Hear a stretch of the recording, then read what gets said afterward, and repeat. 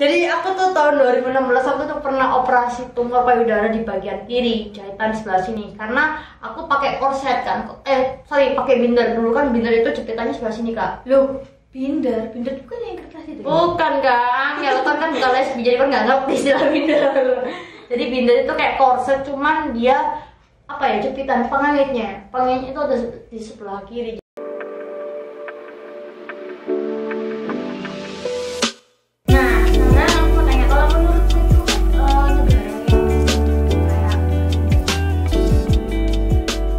Di seluruh dunia aku rasa ada LGBT, kecuali di Arab.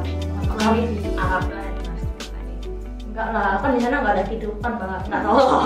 Jadi negara LGBT terbesar itu sebenarnya ada di daerah Eropa, bagian Eropa ya. Jadi kayak London, Inggris. Kalau di Asia yang paling terbesar itu di Thailand, di Jepang. Oh, Jepang juga banyak. Iya, makanya aku tuh baca di internet tuh, bahkan aku lihat di YouTube itu mungkin di Jepang itu 30%.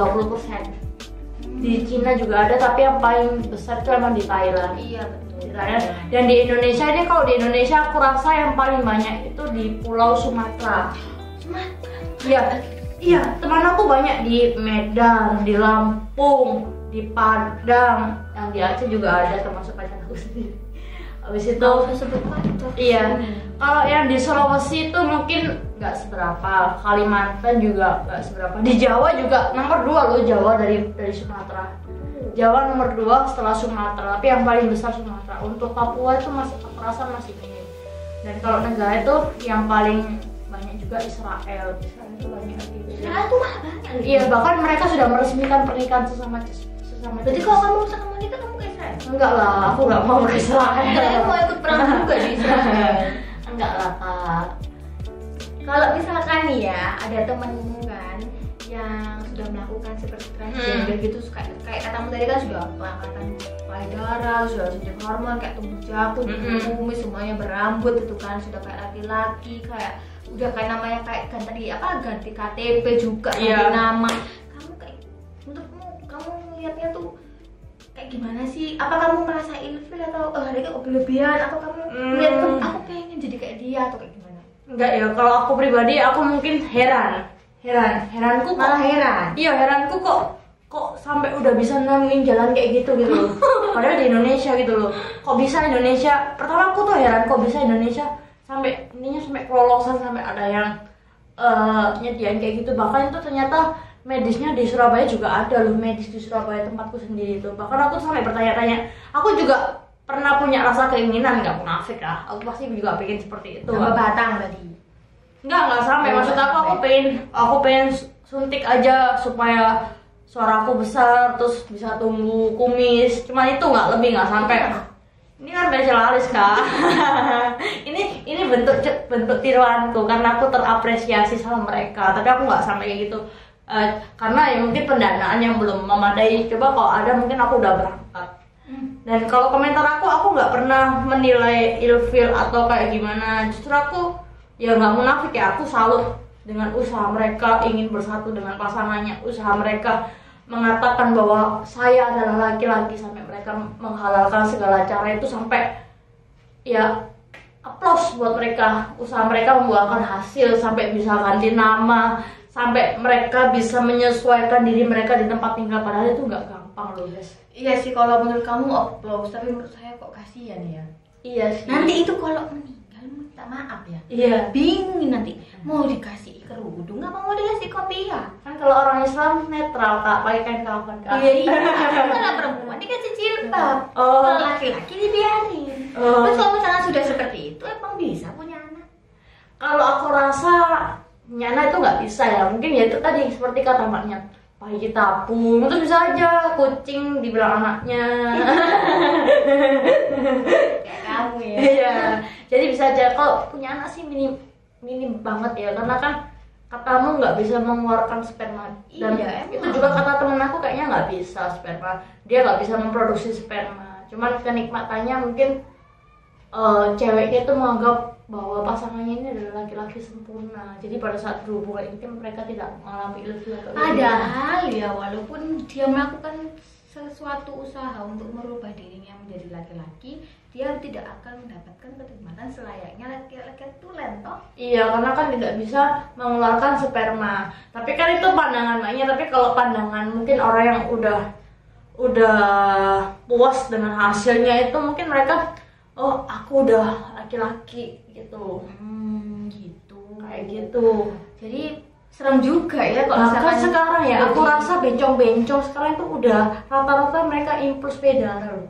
Iya sih, aku juga pernah lihat di IG. Udah bukan sumpelan lagi tuh teteknya. Ya. Aku udah impuls itu.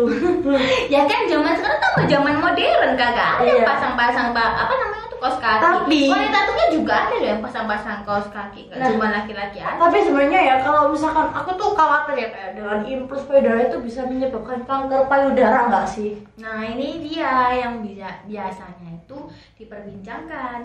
Yang namanya laki-laki pengen besarin payudara, ya namanya perempuan punya payudara, pengen ngangkatin payudara. Kalau udah kayak gitu, yang pusing siapa? Dokternya. Dan aku pernah punya riwayat tumor payudara. Nah ini kenapa udah tahu punya tumor payudara tetap pakai korset? Angel. Jadi aku tuh tahun 2016 aku tuh pernah operasi tumor payudara di bagian kiri, jahitan sebelah sini. Karena aku pakai korset kan, pakai binder. Dulu kan binder itu jepitannya sebelah sini kak. Loh, binder itu kan yang kertas itu. Ya? Bukan kak, ya kan bukan lesbi, jadi kan nggak ngerti istilah binder. Jadi binder itu kayak korset, cuman dia apa ya, jepitan pengangitnya itu ada di sebelah kiri. Jadi akhirnya ada darah menggumpal di payudara aku sebelah kiri. Aku divonis tumor jinak sama dokter. Aku dioperasi, bukan diangkat payudaranya ya, tapi diambil benjolannya itu. Nah, aku aja yang pakai korset itu bisa tumor payudara, apalagi yang impuls. Ya, logikanya gimana kak menurutmu kak? Apalagi yang info menurutku ini loh guys, kan kita perempuan tuh kan diciptain ya, kita semua pasti punya namanya payudara. Cuman kan setiap orang tuh pengen gedein gitu kan, dia pakai namanya kayak pelumas gitu, dioles-oles gitu. Enggak, itu ada yang lebih bagus lagi namanya, cuma saya nggak mau sebutin, nanti ditiru lagi. Minyak bulus. Ya, itu salah satunya kan yang terpercaya. Nah, tapi itu juga menurut aku sih Ngefek gak sih pakai minyak bulus mbak? kalau ya masih ngefek aja ya. Cuman kan Apalagi kalau dibantu laki-laki mbak ya. waduh, beda lagi cerita. Itu kan kalau sudah halal, kalau belum halal nggak boleh seperti itu. Nah, kalau menurut aku sih antara hubungan pembesar payudara dengan adanya tumor itu mungkin sedikit banyak sih nggak Bukan ada. tumor ya, kanker. Iya, tumor kanker sama aja. Iya. Itu sedikit banyak sih nggak ada hubungannya. Soalnya penyakit tumor atau kanker itu disebabkan dari gen. Jadi yang sudah pernah keluarganya dia punya kanker, pasti dia ada gen kanker gitu. Dari pola makan bisa, Gaya hidup juga bisa. itu bisa, dari pola kegiatan dia sehari-hari bisa, itu juga bisa. Jadi bukan karena dia impuls dia langsung kena kanker jebret gitu ya, mati semua orang-orang yang pakai minyak bulus itu kan. Aku nih jujur aja, aku bukan nyinggung artis Lunita Luna ya mbak ya. Dia kan itu ya, apa, gender, otomatis dia udah transseksual ya guys. Bukan gender lagi, dia udah transseksual dari cowok menjadi cewek, tapi pasangannya buci. Buci kan cewek, gimana nanti menurut mbaknya? Aku tuh kadang yang jadi buci tuh bingung. Nah, aku kadang diem-diem mikir itu gitu loh. Cuman aku nggak nemu jawaban. Mungkin dari Nggak ada mula, mungkin dari salah satu penonton YouTube kita, mungkin kalau kayak ada yang mengalami kisah seperti itu, bolehlah kalian komen di bawah, karena kita saling sharing wawasan loh ya, saling sharing ya kak ya, bukan ngajari kalian jadi seperti dia, enggak. Soalnya orang belok itu tipenya macam-macam dan gaya berpacaran mereka juga macam-macam. Kalau orang normal kan enak ya, cowok cewek udah pasti mantap gitu aja. Tapi kan kalau yang belok itu kan mengalami beberapa proses supaya dia menjadi seperti ini sampai sempurna kan, karena nggak ada puasnya kan. Nah terus aku herannya tuh ya kan, ini kan ada istilah LGBT ya, salah satunya tuh lesbi, terus Gender, gay, bisex, terus transgender itu yang lesbi udah kita bahas di konten-konten sebelumnya. Yang gay gitu berarti kan homo. Iya, masuknya tuh kayak mana itu rasanya? Lewat belakang. Waduh, ngel. Ayo lah, Lewat belakang. Setelah lewat belakang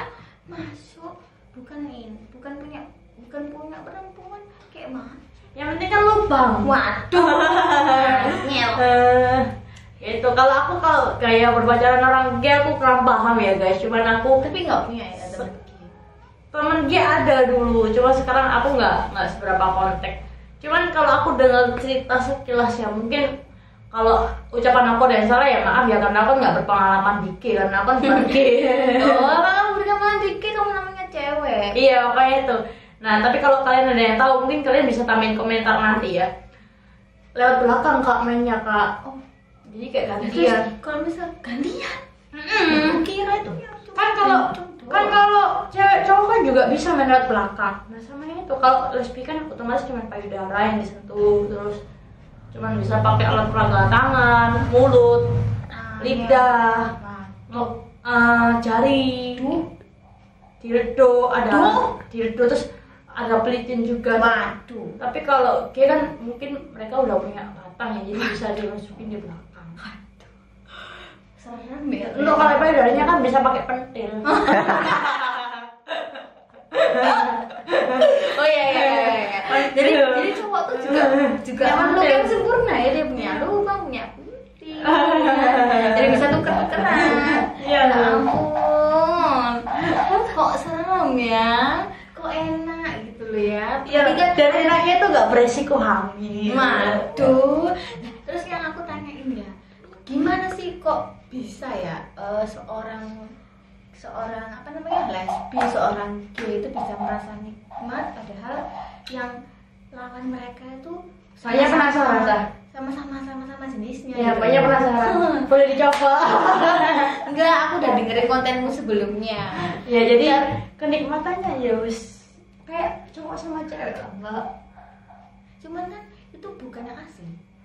Iya, apalagi karena keadaan kita nggak punya nyasi, ya udah kita pakai pen palsu. Lucu sekali Anda ini. Ya, gimana ya? Pengetahuannya udah cukup banyak di sini tentang apa? Kalau kalian, iya Mbak, kalau misalkan penonton kita ada yang tahu, mungkin bisa di komentar di bawah. Jadi kita bisa saling sharing ya Kak ya. Iya, kalian mau kita sharing gimana atau mau yang punya pengalaman yang lain gitu Bisa kan? request bikin Bisa YouTube. bisa request sama kita, mungkin kita bisa. Bukannya saya ini bangga loh, bukannya saya ini bangga lesbi diumbar, diviralkan, kan banyak orang-orang yang memanfaatkan keadaan gitu ya. yang menjudge orang ini lesbi ini bangga, enggak, kita itu berbagi pengalaman, sharing bahwa selain dunia normal ada juga dunia yang tidak normal, dan di dunia tidak normal juga ada beberapa proses dan liku-liku. Jadi saya ini bukan mengumbar, tapi kita itu sharing.